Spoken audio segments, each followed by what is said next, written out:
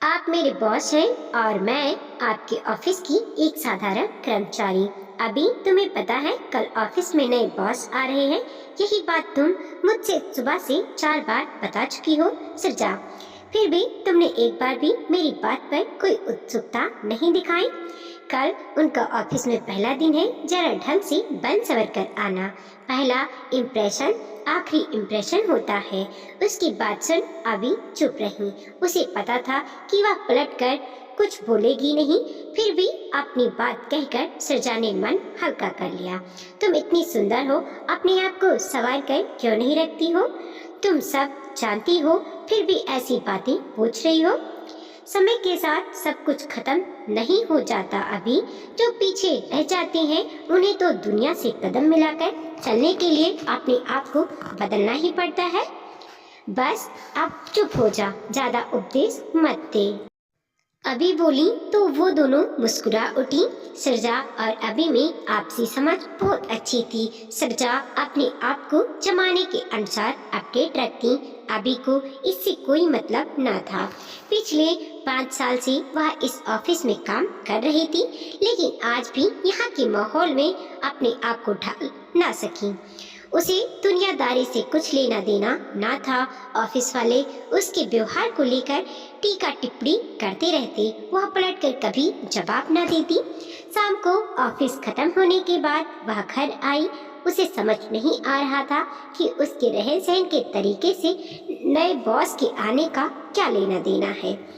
वह जैसी है ठीक है, अपना काम तो बड़ी लगन से करती है, और सच पूछा जाए तो वह अब श्रृंगार करे भी तो किसके लिए। उसके पति विशाल को गए हुए पूरे 6 साल हो गए थे। उनके जाते ही उसकी जिंदगी एकदम बदरंग हो गई। उसने कभी सपने में भी नहीं सोचा था कि विशाल उसे इतनी जल्दी छोड़कर चले जाएंगे।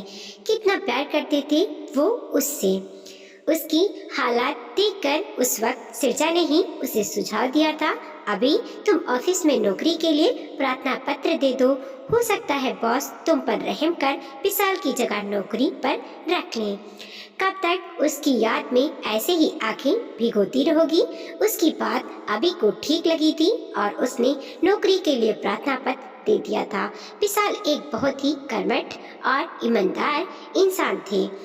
ऑफिस में किसी को उनसे शिकायत ना थी।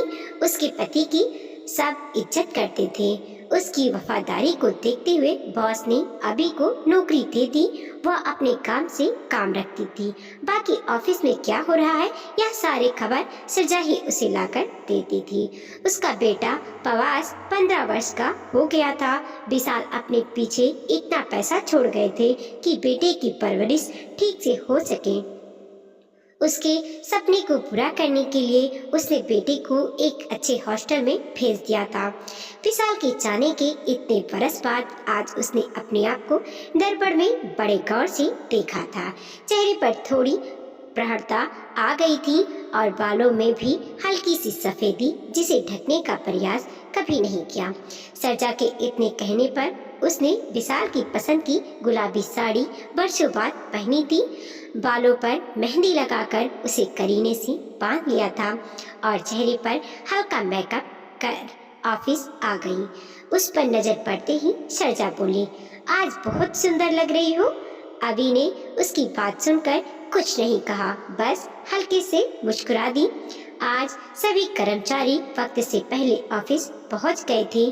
ठीक 10 बजे बॉस ऑफिस में आए।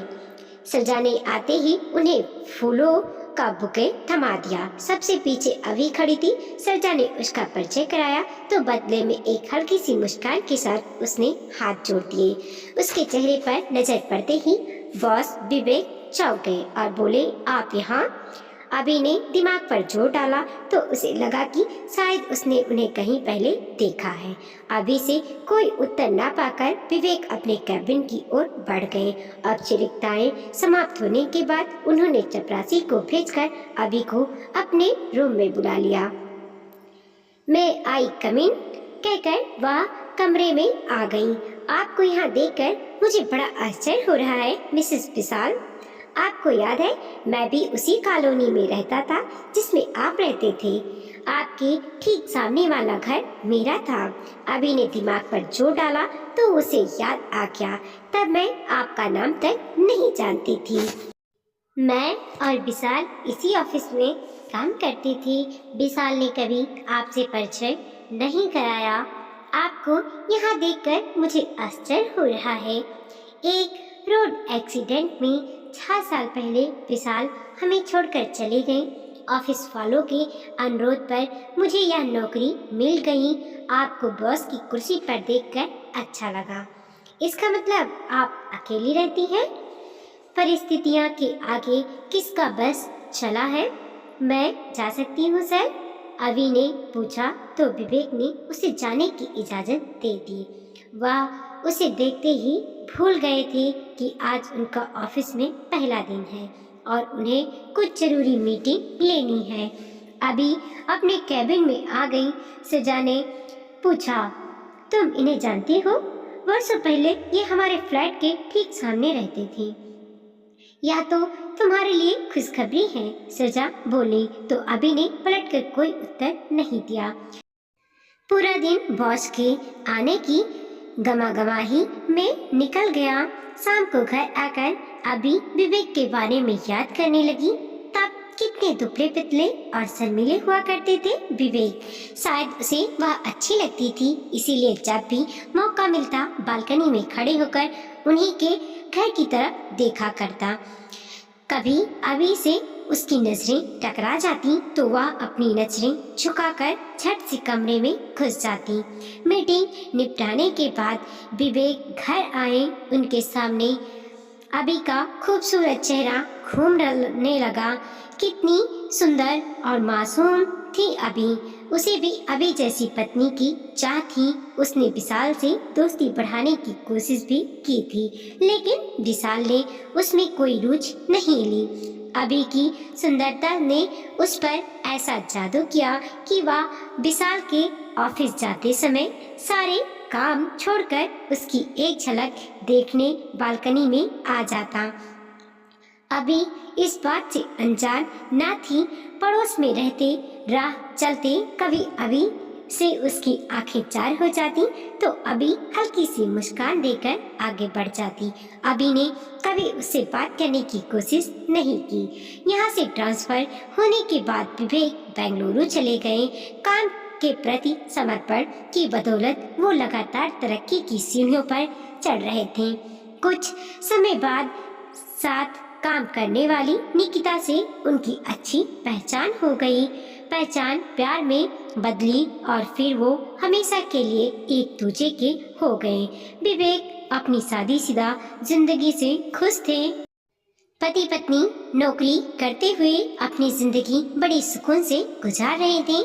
आज अचानक ऑफिस में अभी को देखकर विवेक पुरानी यादों में खो गए और उनके सामने मासूम दुबली पतली सुंदर सी अभी का चेहरा साकार हो गया।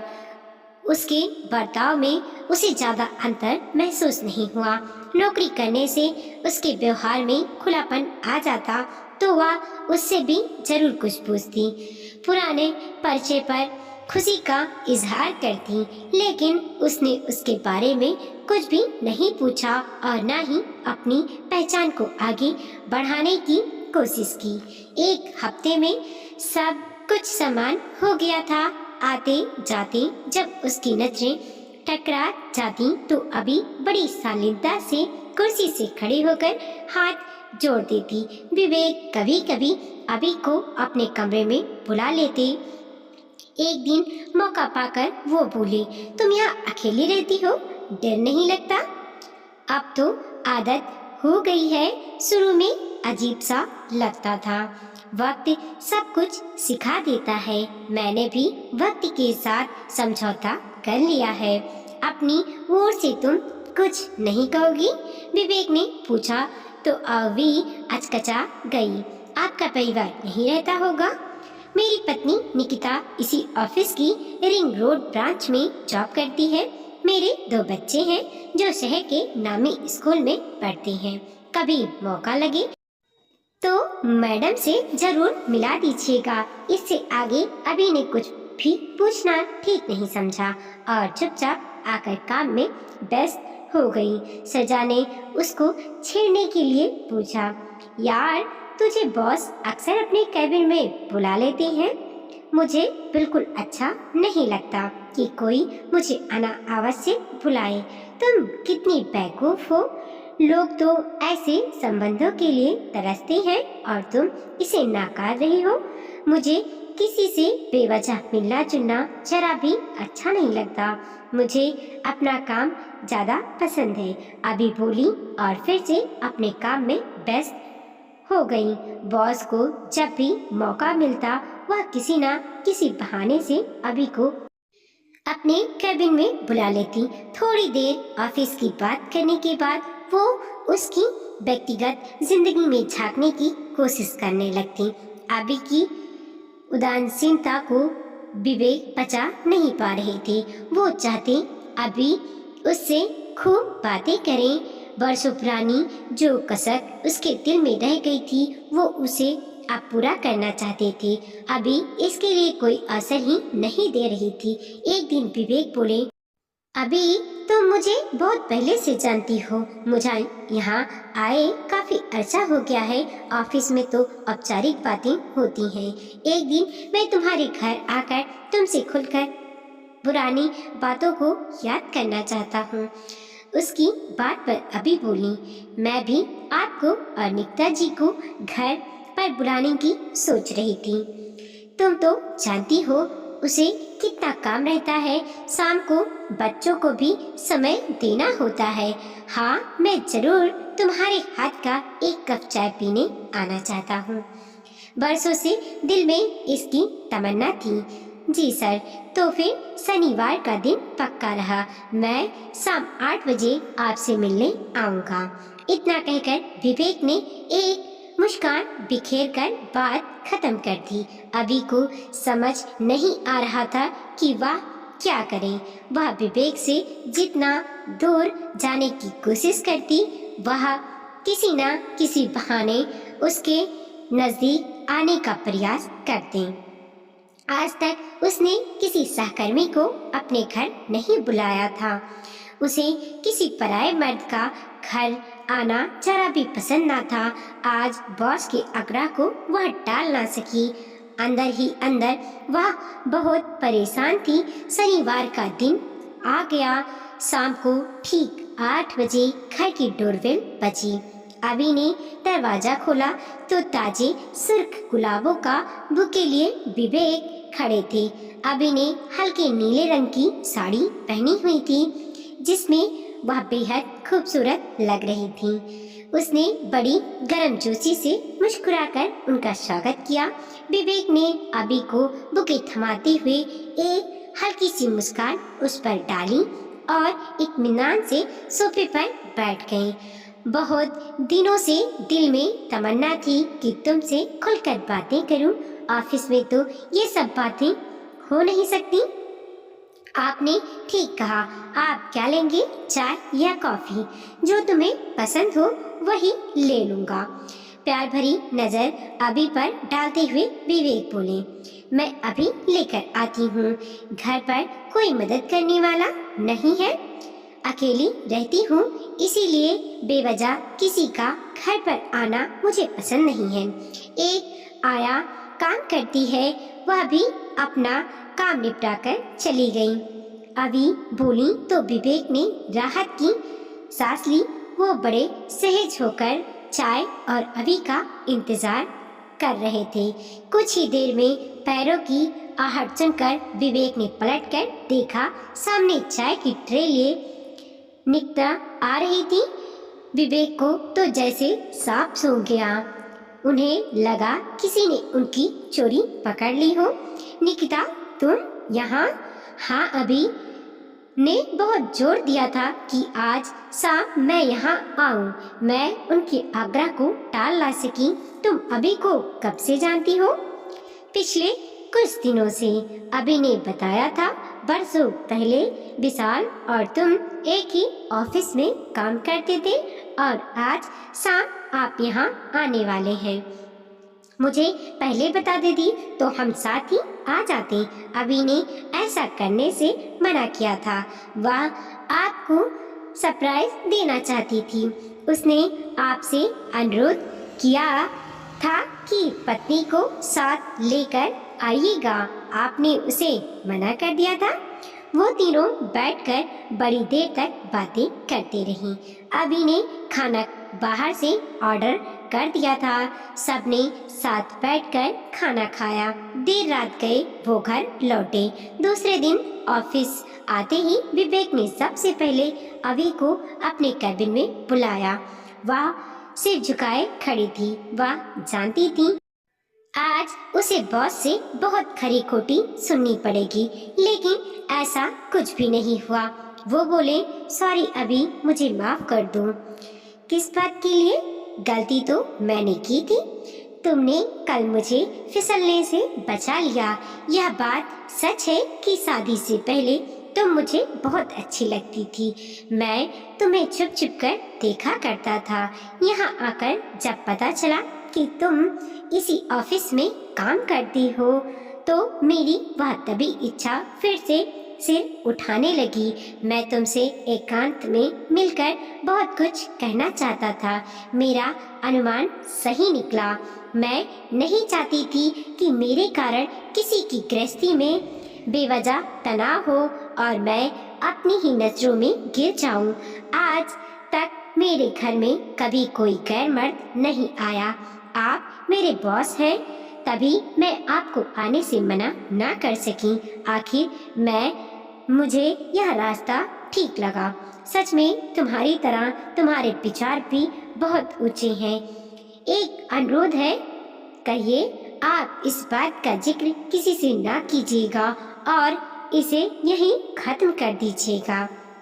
आपकी मेरे बीच एक ही रिश्ता होना चाहिए। आप मेरे बॉस हैं और मैं आपके ऑफिस की एक साधारण कर्मचारी।